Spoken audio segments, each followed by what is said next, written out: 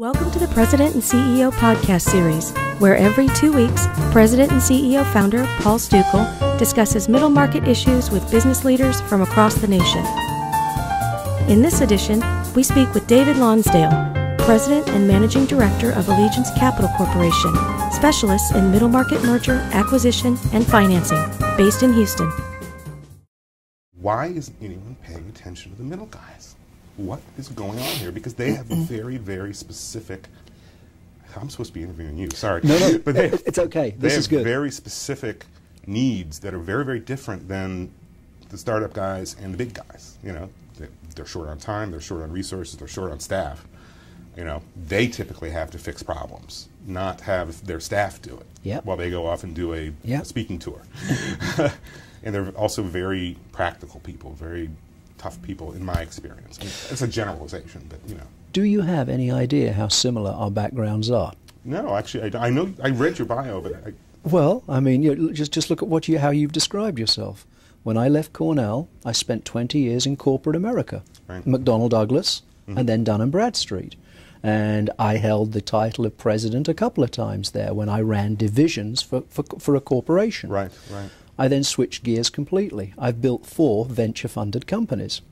I've had 3 good exits, and I've had 1 that crashed and burned. and then, when I sold my last company, and I'm giving it terribly abridged, I joined David Mahmood.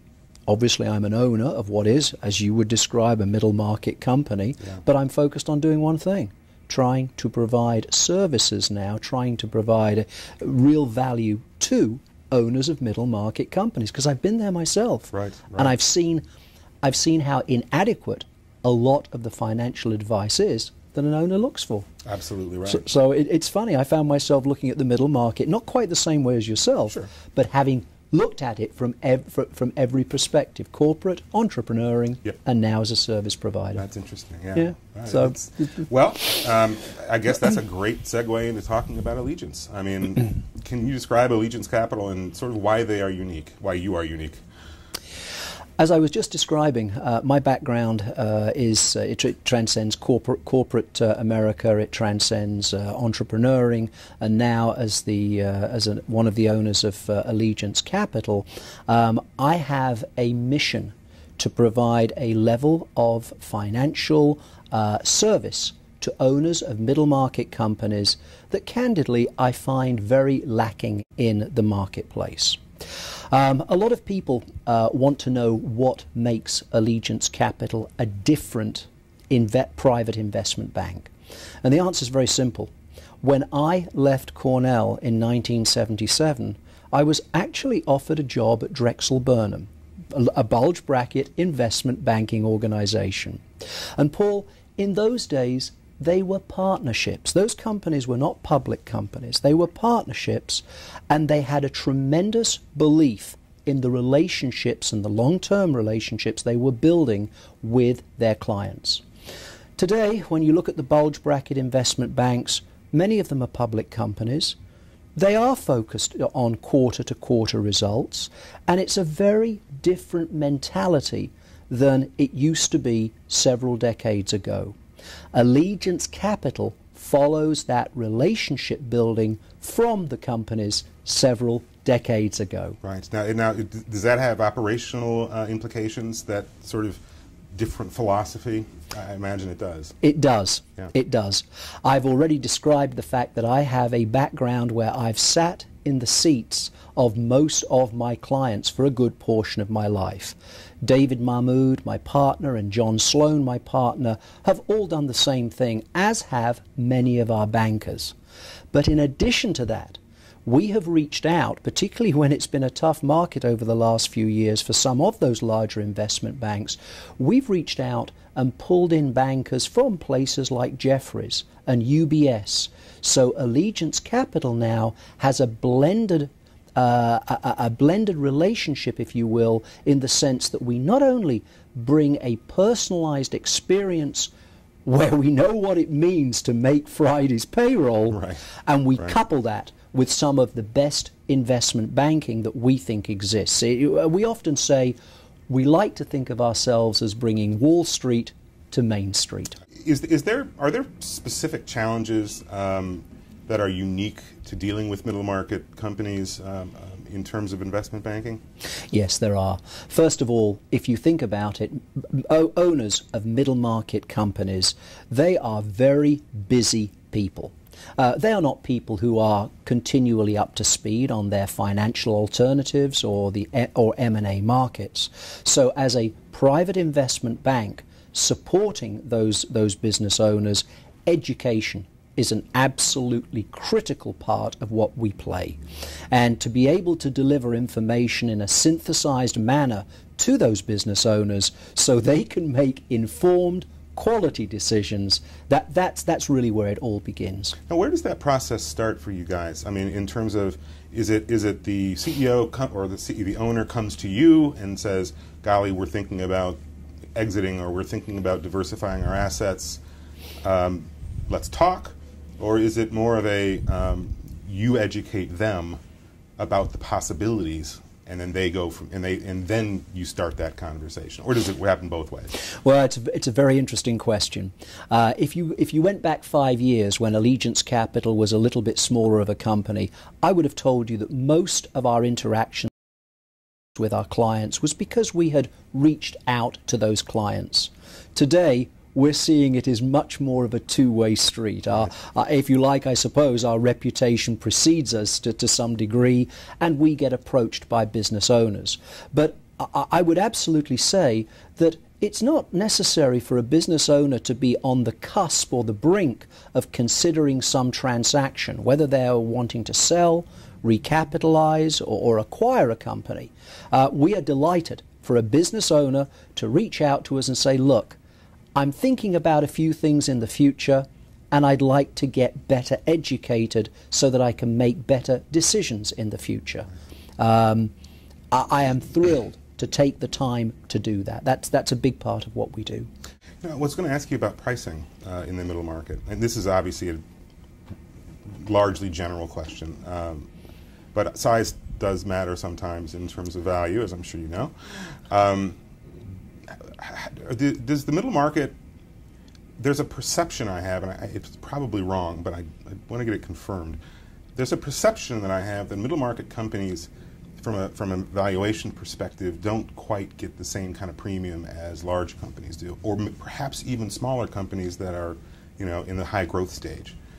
Is that accurate, or does that have nothing to do with it? First of all, I will absolutely ascribe to the comment that size does matter. That there is no doubt that as you are dealing with larger companies, in terms of a multiple that might be paid on EBITDA, earnings before interest, taxes, depreciation and amortization, you are likely to get a higher multiple if you are working with a larger company. However, when you are working in the middle market, it's all about how you package the business. I mean, first of all, we're not just selling based on trailing 12 months EBITDA. The issue when we work with a client is, what does the future look like? What is the strategic plan? What are the growth opportunities? And then, as we look for that partner or acquirer, it's who is going to be really compelled by those future opportunities? Who is going to pay the premium based upon the fact that those opportunities exist? If you look across the middle market, there are different industries, there are different companies growing at different rates, so it's always very dangerous to sort of run a peanut butter approach to multiples. But overall, yes, I ascribe to the fact that a larger company will get a larger multiple. In terms of your, I guess, recent transactions, I mean, you do both buy and sell side, but it sounds like you do sell side most. Is that accurate? 80% of what we do is sell side, okay. 20% is buy side. Gotcha. Are middle market owners typically doing recaps? Are they doing 100% divestiture? Are they doing strategic partners? I mean, or is it really just kind of all across the board? I mean, is there any sort of trend or anything that you can discern from your experience? Yes. I think if you go back 10 years, you probably would look at most middle market business owners and they would have grown their business, they'd have worked with their bank, got senior debt when they needed it, and when it came time to exit the company. It was a fairly black and white picture. Gee, it's time to sell the company. Today, the world has become a lot more complex. Now, with all of the different debt instruments, with mezzanine debt that's available to business owners, often there is an opportunity to assist in generational transition planning without necessarily selling the company, but perhaps bringing in a certain level of debt to buy mum and dad out and provide the kids, the children, with their opportunity going forward. Private equity has brought a tremendous, and even private equity has grown dramatically over the last 15 years. They bring another big alternative to step in, become a partner, let their bankroll take the risk going forward, not just the business owners. So I think the real answer is today there is a broader degree of alternatives that business owners have. And this, of course, brings me back to education so they can make a good, informed decision. Yeah, it's very interesting. We're doing a story on the private equity groups for this coming issue, in large part as a response to the political sort of witch hunt against Bain, yes, which of course. I found to be rather distasteful, I must say. But it is astonishing how specialized so many private equity groups have become. I mean, there are so many now. They're all seeking that niche, either in terms of the industry they're serving or in terms of the products they're offering. It's really astonishing how diverse it's gotten and how specialized it's gotten. I don't know. I think if you go back a few years when debt was a lot more available and the general economy was a lot more bullish and buoyant, I think a private equity group basically had to just find a decent company, a decent platform, leverage it, let it grow, and then, of course, they reap the rewards a few years downstream. Right. It's not that simple anymore. Private equity groups have become a lot more specialized. They really need to understand the companies that they are starting to partner with. They become, in many cases, an advisor to that company. They have their own views as to where strategy might go. And if you are not leveraging, and most private equity groups are not leveraging companies anything like they did a few years ago. So it comes down to buying a good company and then really growing it effectively. So that's, I think, one of the reasons for the specialization you see today. Let's go back to Allegiance again. Can you describe the culture here? I mean, you sort of touched on it earlier, but I I get the sense that there's kind of a unique, almost throwback kind of culture here. I'd love to hear you expound on that. When you walk in to our offices here or New York or Chicago, there is underneath our name on the wall, there is a tagline, and it says, "Devoted to the financial needs of our clients." The word devoted is very carefully thought through. We could have said dedicated, but it's not just a question of dedication. Devotion is a word that is exceptionally powerful. And that in many ways sums up the culture of what an Allegiance Capital is. We care passionately about our clients. I care about doing what is right for them. I ascribe to the view that if we do the job right for the client, then the fees will come. I once heard a statement that said, in many ways, the profit a company makes is really applause from its clients. And I liked that, because it is.